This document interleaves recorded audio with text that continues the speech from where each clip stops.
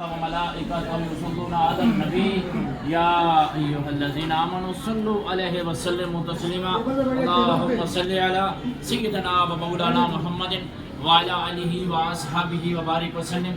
आज हज़रात अल्फौज tour and travel की तरफ से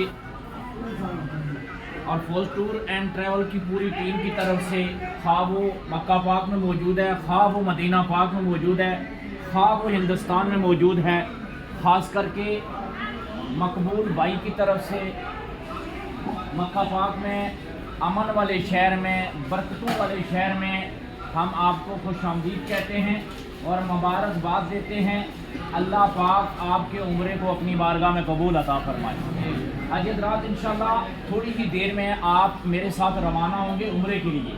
बस बाहर लगी हुई है, इंशाल्लाह बस के अंदर हम जाएंगे, लेकिन थोड़ी सी दो चार ज़रूरी बातें इंशाल्लाह करेंगे यहाँ पर, जो वहाँ पर चल के हमारे लिए आसानी हो, उम्रा करने में आसानी हो। उम्रे के लिए 4 काम करने ज़रूरी हैं, उसमें 2 फ़र्ज़ हैं और 2 वाजिब हैं।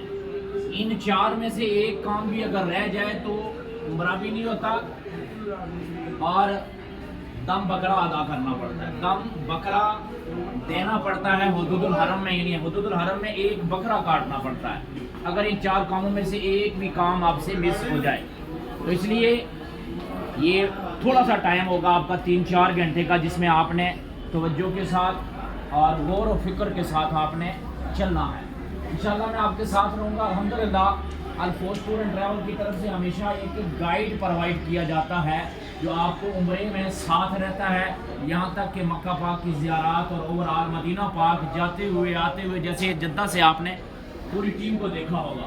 तो हज़रात आप लोगों ने क्या करना है, मेरे साथ यहाँ से चलना है। उम्रे के लिए पहला काम करना फ़र्ज़ है जो वो एहराम बांध के नियत करना। अल्हम्दुलिल्लाह ये आपका पहला फ़र्ज़ अदा हो चुका। दूसरा फ़र्ज़ बैतुल्लाह शरीफ का तवाफ़ करना, उसकी अकाउंटिंग गिनती सही होना ज़रूरी है।